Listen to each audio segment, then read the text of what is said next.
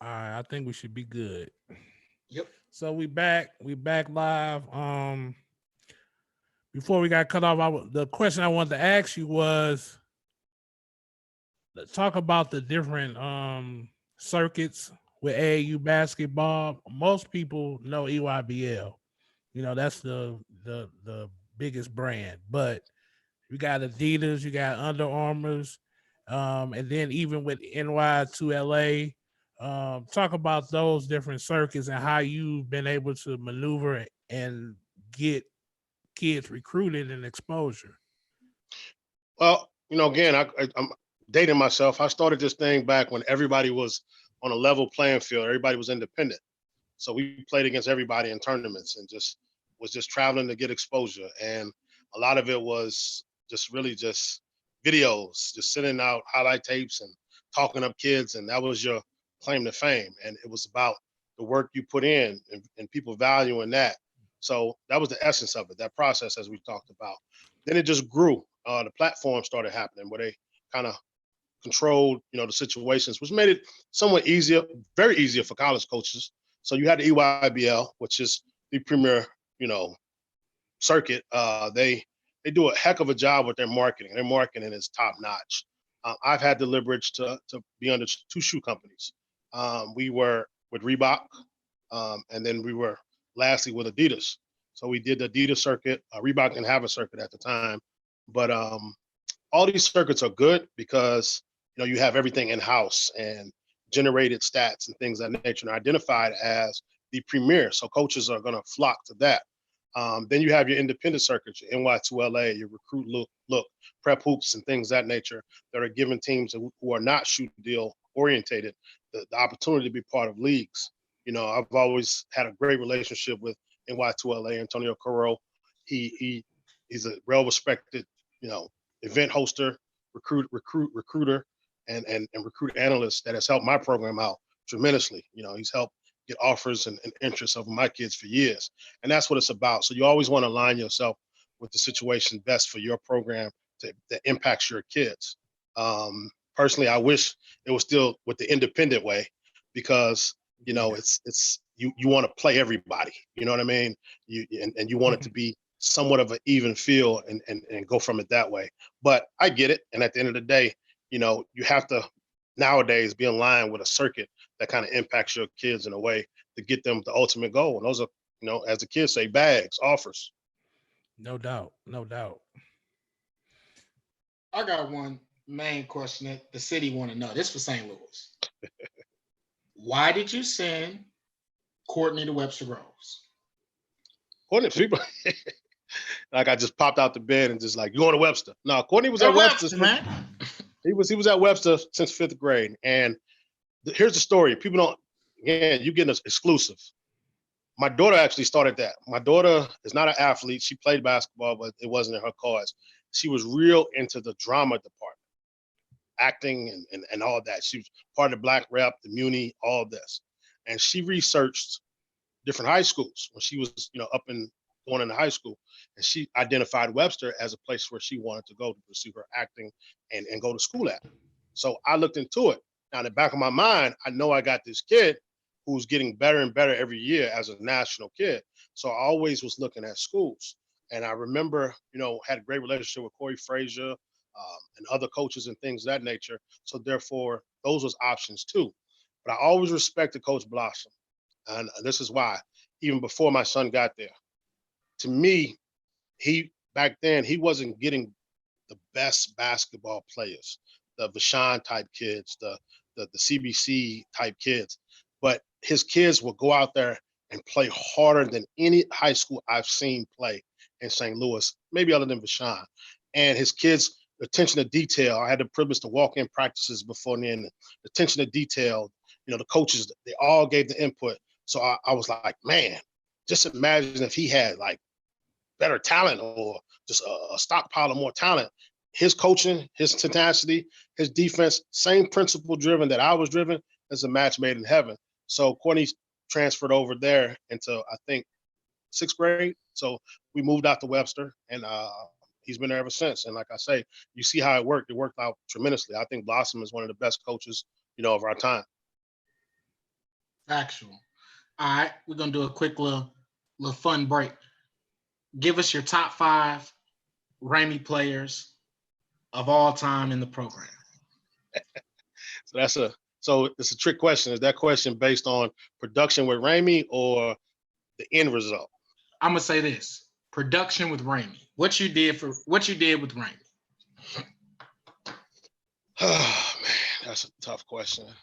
Unfortunately, we're victim. Our brains are victim to the last. True. We forget about. You're talking about 20 plus years. You forget about so much history in between. I'm gonna try not to. I mean, you gotta.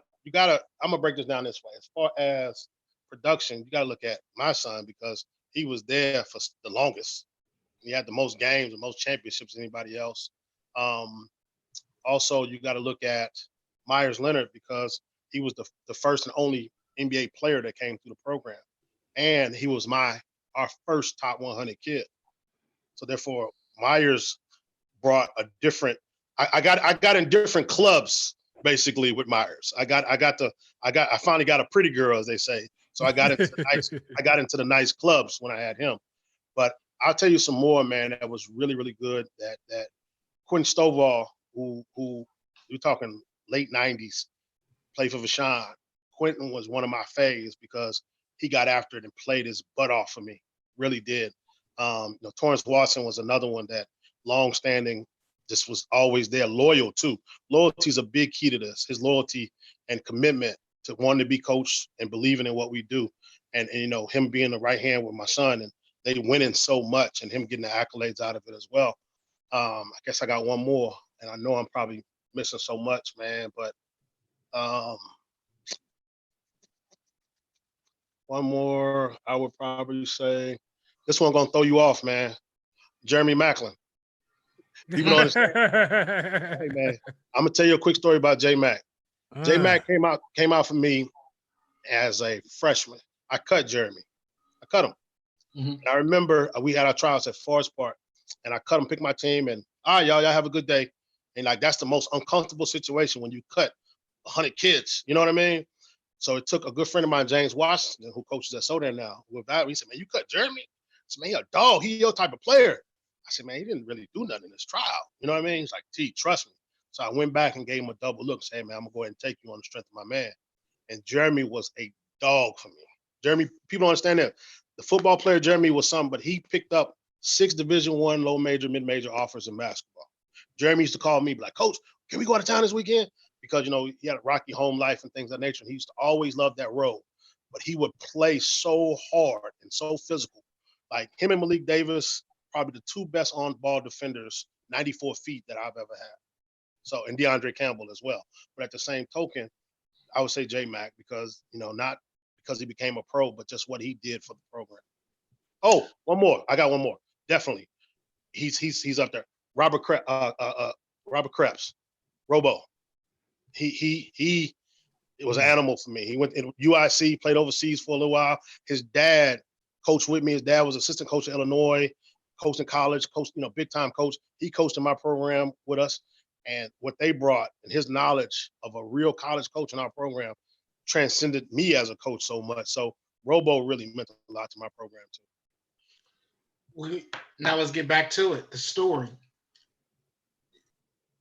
Ramey and Jets, they come together. We got Illinois and St. Louis. Speak about that connection and that time, and how was that, man? It was successful. I'll tell you that. I mean, when you're talking about in probably a 3-year radius, I think my last count, we probably helped univate 16 to 18 Division I players. You know what I'm saying? So that process was incredible. You had two programs that were independently driven, one from the Metro East, one from St. Louis. It was a vision that was not. So back in middle school, I had 2 teams at the same level of my son, 2018. And my mission was to create an avenue to get the best team in high school together. So I had 2 teams at that level and put them through the proper training, coaching, and platform a schedule that therefore when they get to high school, instead of choosing from 10, we'll choose from 20 to 24. You know what I'm saying?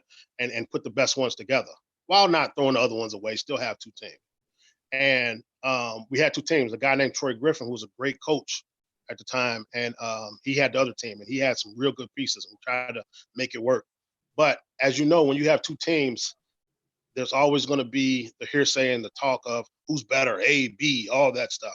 So that stuff kind of played its part, and Troy felt his kids wasn't getting the rightful treatment amongst the public and at these events because, the team that, my son, Fred Thatch and Torrance and DeAndre, then was all on was always one of the premier type teams. And you got to realize that team won a national title. So therefore, they would get placed in pool A and the other team would get placed in pool Z. But both of them was very successful. So Troy decided to, that he wanted better for his kids, and he took his kids to the Jets. And we were like, okay. So, Troy had great success with that. So the vision never changed, though. And after the 8th grade, Troy and I got together and was like, hey, man, we can put this thing back together and make it work. And I was like, bet. I was like, man, what do you think about, sharing resources with the Jets? So we did it, and it was very, very successful. You also run the Midwest shootout. Very, very successful. Some of the best players from, all around have come through there. Speak about how that kind of got started and what kind of made you do that. I mean, you've had your hand in everything. And the crazy part is I don't think for you to be a guy that's not from St. Louis, but to dominate the St. Louis basketball culture has been something that's been pretty, I don't know too many guys that have been able to do that, right? So we spoke about the scouting service. You have the AAU team. Now let's get to the Midwest shootout. So this thing got started. I remember when I was in high school here, one of the biggest things that I used to love doing on a Thursday in December was going to the Coca-Cola shootout. I seen Fonzo. I done seen Marbury, KG. I done seen some of the best in that joint. And everybody loved that. So, with the rise of cable TV and AAU and so many other events, the organizer, Keith Pickett, decided to walk away. So it left a void. And I didn't have the resources to rent out the Sabbath, but as those years went down, the attendance kind of dwindled. So what I said was, I'm going to take it back scale it, and kind of increase the environment and make it smaller but more conducive to an incredible atmosphere, like a Rucker type deal or just a nice event. So I did as much as I could in that avenue. So it was really just trying to fulfill that gap that was left with the Coca-Cola shootout leaving. And of course, I don't have it at that level, but every year we try to do our best. And it was the motive in it was I wanted to change the dynamics.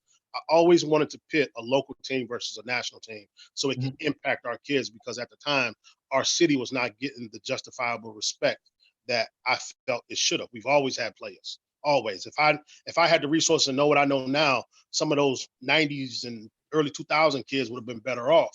And I think we all could say that. So this was just another avenue to hopefully get kids more exposure. So if a kid from Chicago who's a basketball city and is getting all this love, well, let's bring him to St. Louis and let him play against a kid who deserves this love and let the public see this fight. And a lot of times our kids from St. Louis will step up, and the next thing you know, guess what? They on. So it was a win-win, and that's what the motive was. Okay. So, Dorian, what you got something? No. I was just piggybacking off of that and saying, when you bring people from different cultures and different places, you really get to see how you stand up to everybody, and to have that every year and bringing in teams from Tennessee, Illinois, Arkansas, all these different places, man, it's a event every year. So we thank you for that event. Real talk. I appreciate that, man. And I've been blessed to have the relationships and the help of the public and some national people to make it work. I do a lot of it by myself, and I don't grandstand. You don't see me on the front of the program. I ain't got no picture in my program. I don't step at the middle of the court, look at me. It ain't about that. It's about the product and about what it can do for our city and these kids. So therefore, it ain't about my event. It's about all these events. We got to support them and really get down to what it's about. And that's what people lose focus on, that it's really about these kids. At the end of the day, what's best for them? No doubt. I can't walk away today. I got to get the sneak peek. At least you don't have to tell us the teams that's going to be in it. Can we get a player? Can we get a player? Hey, man, no. It's too early, man. I'm going to tell you what has changed so much. This prep school stuff has changed so much, man. Like, you can think you have a team in March, and I've learned to always be patient because you can get burned from this. I'll give you case in point. The team from Milwaukee last year with Jalen Johnson. I was in the talks with them, getting them down here, and they really wanted to come. And I was like, okay, that working out the logistics. I said, let me hold off with this contract. And next thing you know, he transfers to IMG. You see what I'm saying? And the crazy part is he finished at that school. Yeah, but and it happened to me. I had a kid at Bossy. He came down for one of them as a junior, put on a show. They beat Cahokia, Jaquan Lau. He triple-double at Lindenwood, and he put on a show. I signed him to a 2-year deal, but I put a clause in it, luckily, that if he leaves, you know what I mean, this contract is null and void. He ended up transferring this year. So my point is, it's hard to say, man, with so many transfers, and even locally transfers. A team that can just be marginal over the summer can get great. So you know what I mean? So these coaches here do a good job, especially ones you got a relationship with, of opening up. But I'm happy to have a lot of the top other local teams back in this year because last year a lot of them was traveling over the Christmas break and couldn't, partake in it. But I got Vashon back, I got CBC back, the Smet, you know what I mean? So I'm happy about that amongst a whole lot of others. And of course, I got the defending state champions back, and that's Cardinal Ritter, baby. Uh-oh. I must say that was a plug. I must say, and the crazy part is we got to get to that. How are you at Cardinal Ritter? How do you get to Cardinal Ritter, man? It goes back to the element of everything. And if you dissect this whole conversation, everything's about helping kids. Mm-hmm. Helping kids. I've had a program for a long time, man, and we have an incredible president over at Cardinal Ritter. And she has a vision like none other. I was a person that undervalued Cardinal Ritter as a youth because I was a public school kid. I just thought they was just some rich, preppy kids over there at a private school. Like, hey, y'all ain't like us. Get away from us. But it's a lot more going on over there. And at the end of the day, it took me to walk those halls. And Tyler, you know this. I was in that leadership class. Mm-hmm. That sparked the soul in me. You don't. I was like, what is this?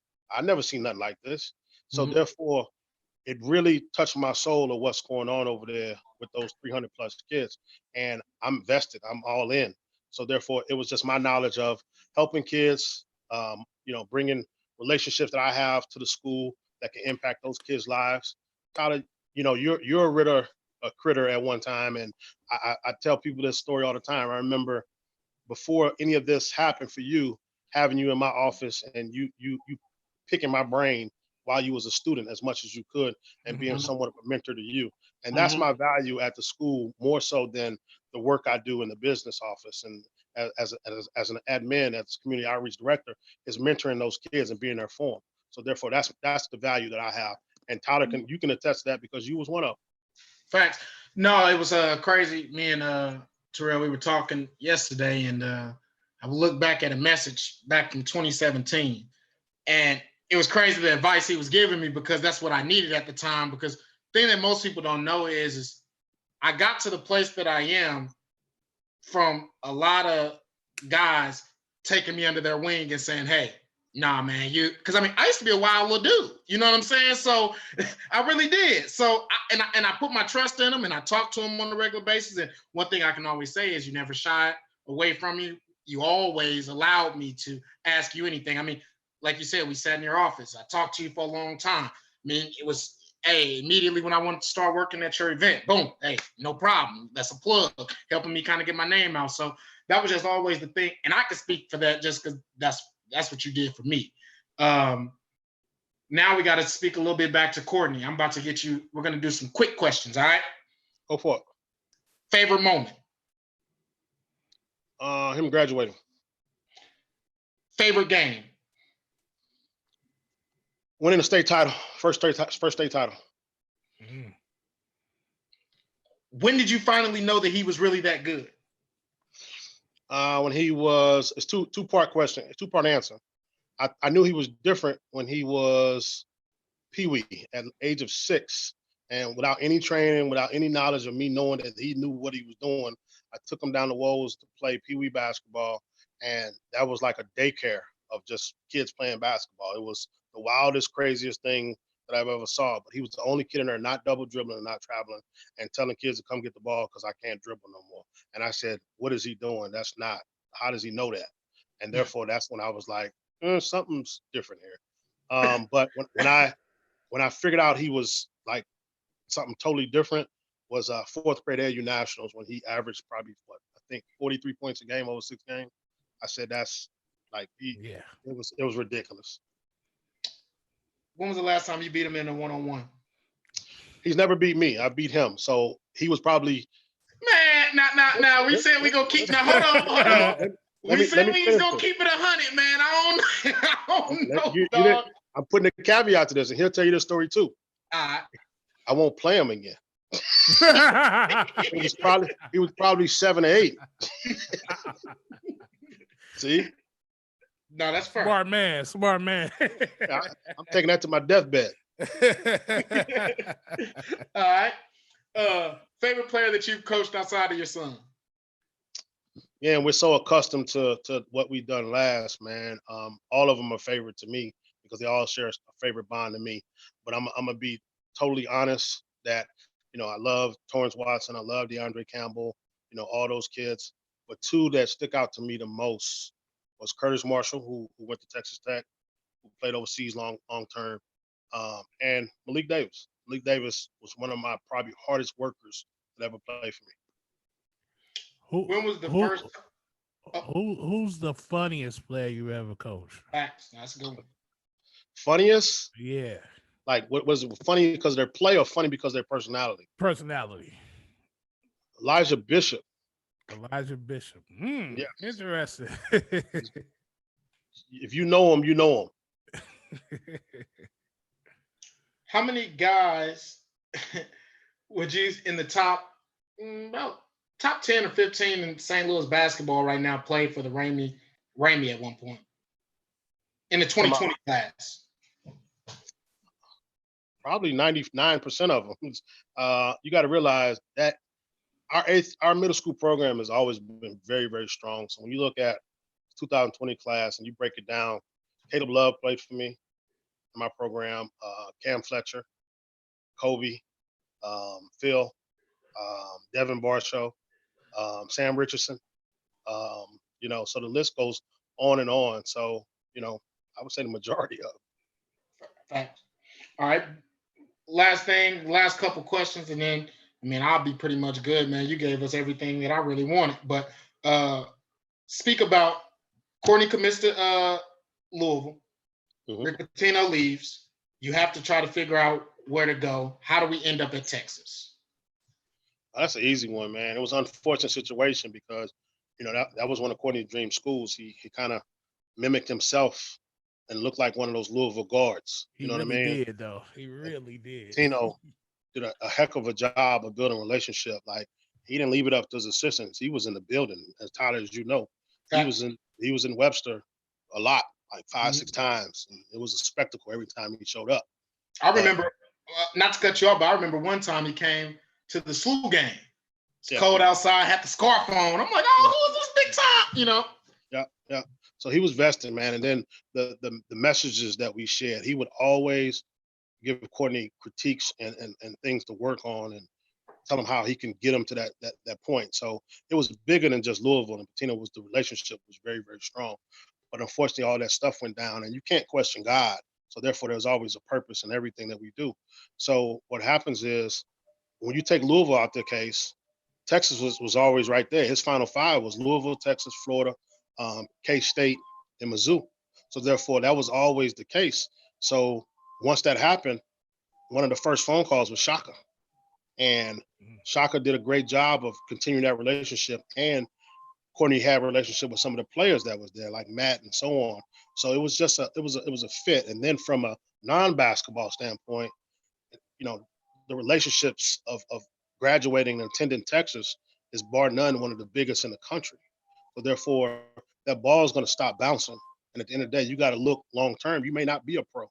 You may not do this, but having that network from Texas is going to always keep you afloat, as long as you don't do anything to tarnish that image of you going there. So therefore, it was a lot bigger than just a basketball decision. It was a lifelong decision of what can impact his life, not over 4 years, but over 40. Um, what being a parent of a kid who is highly recruited, what would be some advice you give out to parents Mhm. going through that situation? So the advice of a parent that's of a kid that's going to being recruited, stay humble, and ask questions, ask a lot of questions, and do research, and understand it's not always just about the sports. And I will say this right here: that recruiting pitch and everything that you hear is not the real. So Right. therefore, they're going to tell you what you want to hear unless you ask that real question. I say this to other people. Courtney had probably close to 70, 60 schools recruiting them. Not saying that many offers, but recruiting them. And I talked to so many coaches. And one of the biggest turn-ons with coaches was when they told me uh, the word guarantee. Nothing in life is guaranteed. And I had to tell some coaches, I said, coaches, don't tell me that. Tell me about the opportunity, because ain't nothing guaranteed. Because if my kid don't come there and do what he's supposed to do, and he plays like a scrub, the walk-on to play over him because your job's on the line. So at the end of the day, ain't nothing guaranteed. You know what I'm saying? So therefore, the opportunity, chase the opportunity. You know what I mean? And trust that process. Don't be quick to run from things when things don't go your way. Step up to the plate. There's a message through everything. You'll learn a whole lot. If we continue to quit and circumvent and transfer and look for easier ways out, what are we running from?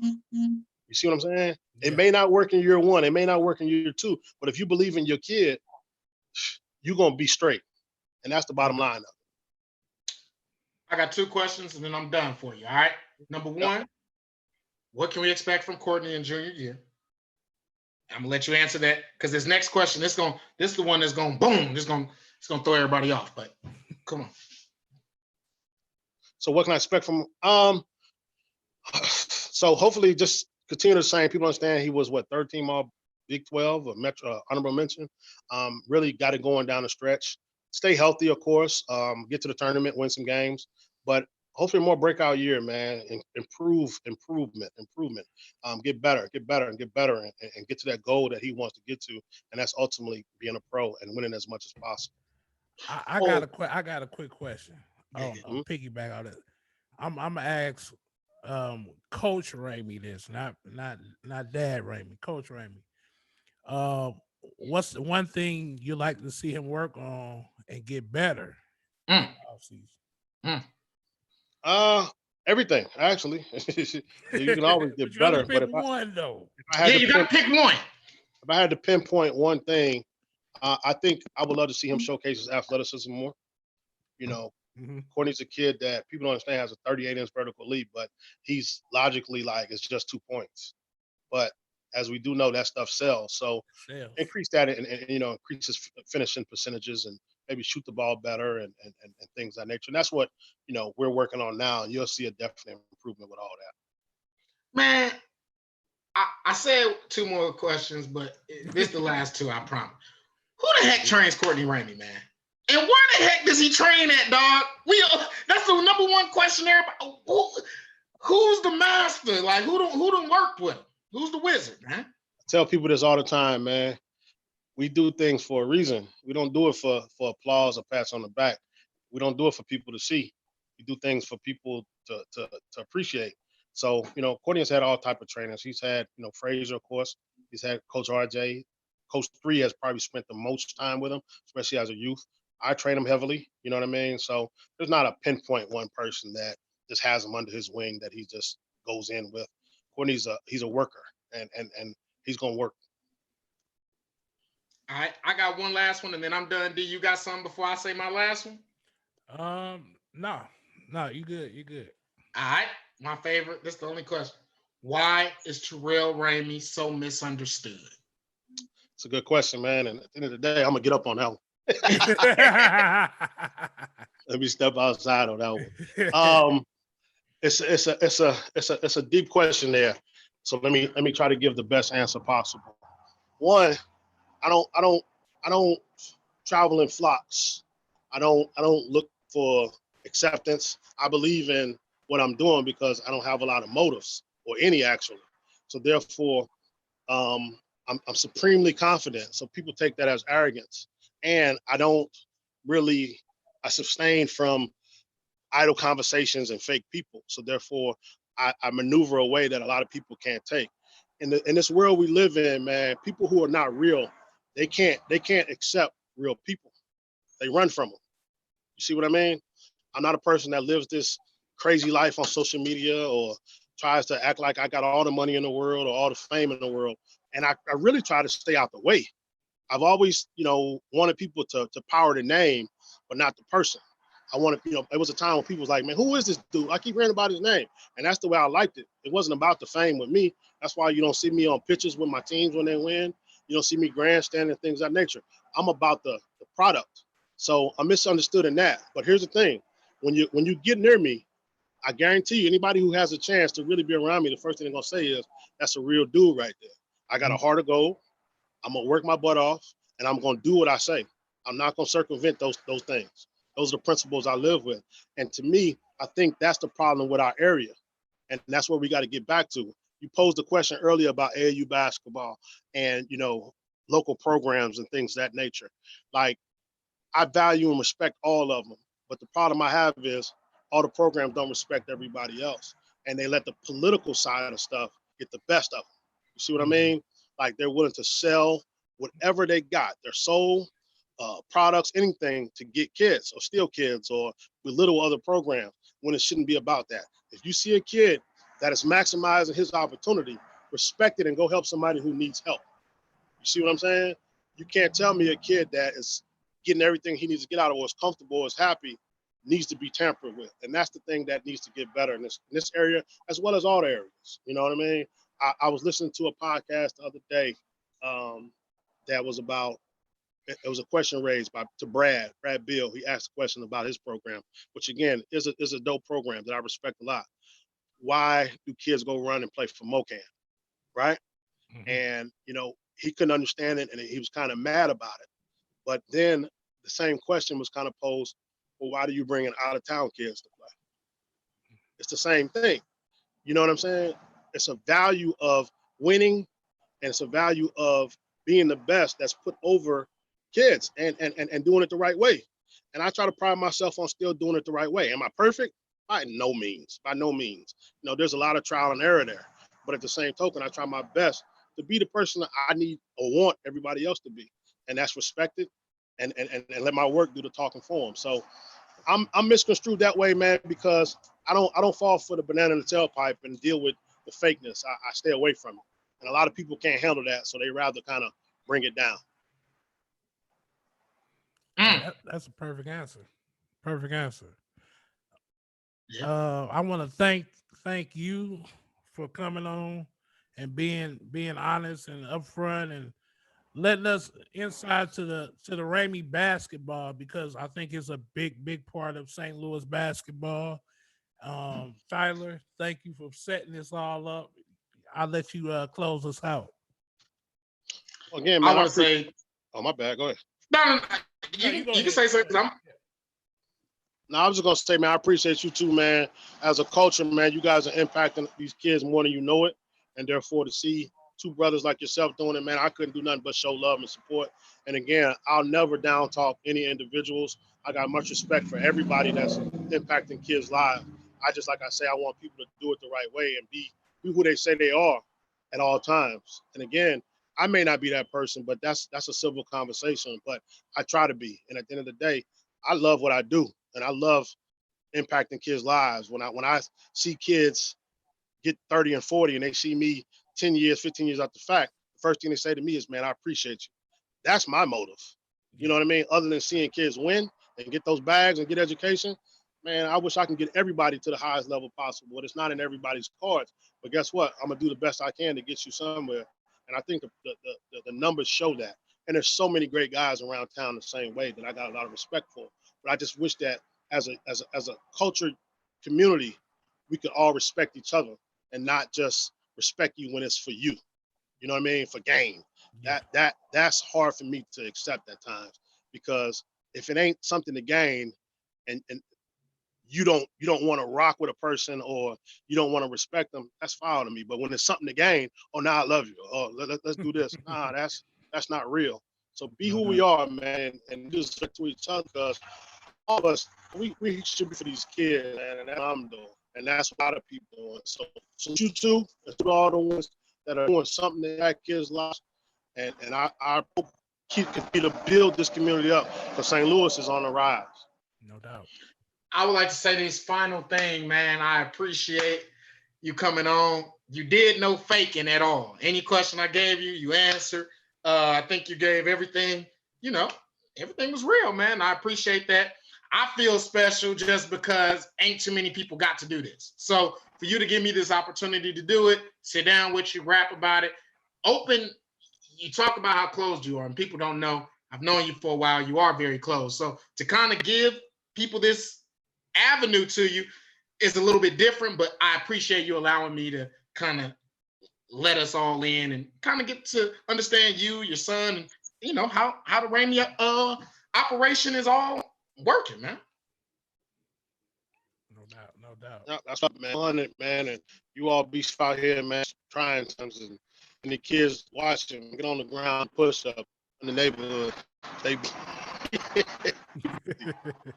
appreciate guys. Appreciate you, coach. It's all love, dog. Yes, sir. And we out.